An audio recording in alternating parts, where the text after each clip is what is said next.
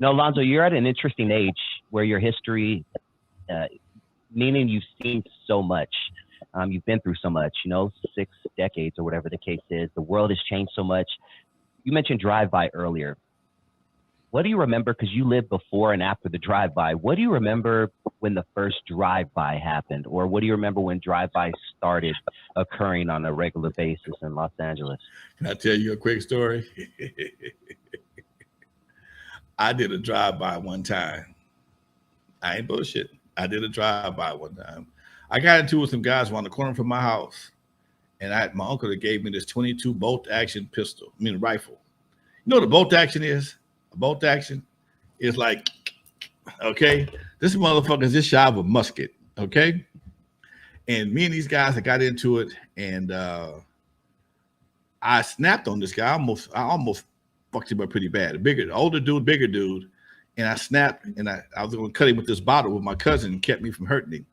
But then I decided because after I realized after all this time I've been bullied by these guys, and I realized they weren't nobodies.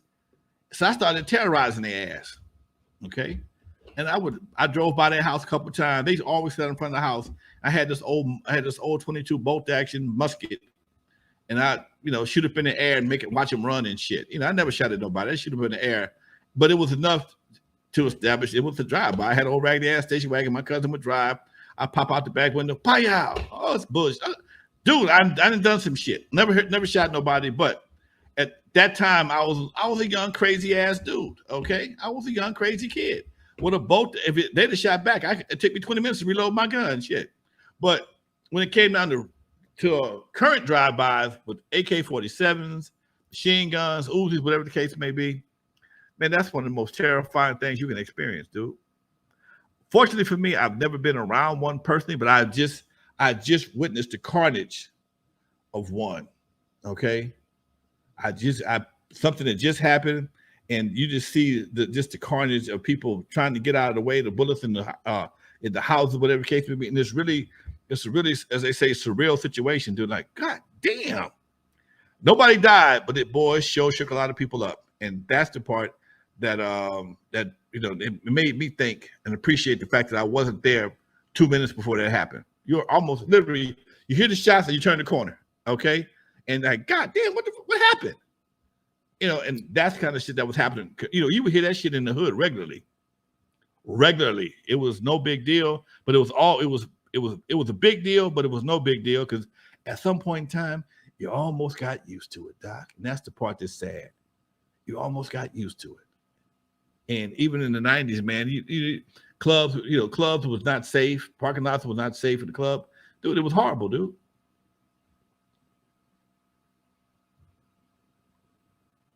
Yeah.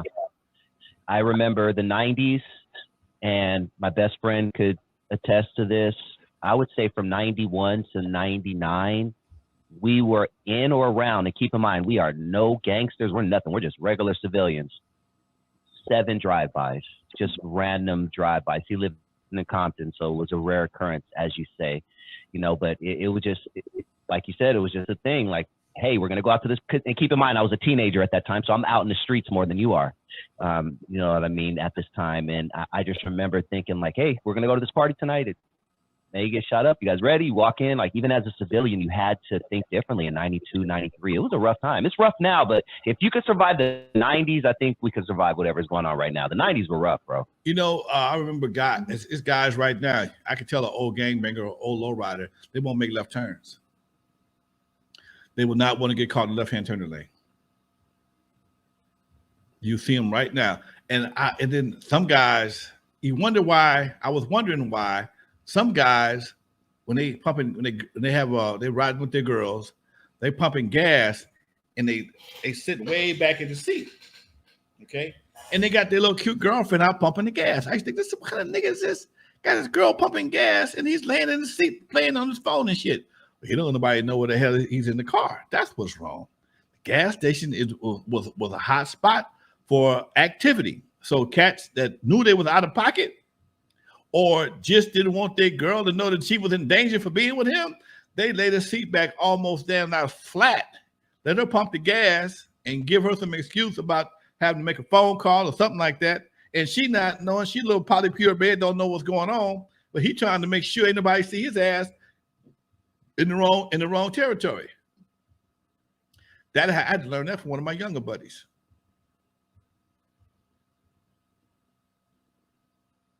Facts. Especially now with everybody having tattoos on their face and shit, they probably got random stuff, this and other gang and back and forth. Yeah. Why would you want that to makes a lot of sense? Permanently make yourself a target outside of your community? Why does that make sense to you? Or do you that hard as long as you're at home? You hard as long as you on your safe in your own territory. Now your ass got out of the hood. Now you got to look around. Man, why would you want to live like that? Why you want to live looking over your shoulder all the time? That is not fun, dude. That is not fun. I tell you what's fun, be able to go wherever the hell you want to. You got to look over your shoulder for shit. That's what you call living, dude. That's living, okay?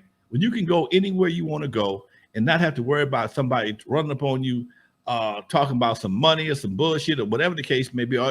Ain't you from something? No, come on, I ain't from nobody. I'm from my mama. Anyway, man, don't get me started. Go ahead. Ray Brown has a good question. He wants to know if you know who sold the most records at Michel'le, Egyptian Lover or Eazy's Boys in the Hood. I probably at Michel'le, probably was Egyptian Lover. Probably was Egyptian Lover. Egypt was a big single. Egypt was a huge single for Michel'le. They started off on Michel'le, but they quickly went over the roof. Went over to Priority. Eazy started off at Michel'le, but they quickly went to Priority. Don came back right behind that, took the same album cover, put a new back on it, added some more songs from the Feed Fresh crew, and then re-released it as an album. Because the first album, the first project they did was just the EP, like 4 or 5 cuts. Then Doc's old group, Feed Fresh crew, came to town. Dr. Rock sold them some masters, and they added that shit. They added some songs to it and made an album. But I think they shut him down shortly after that.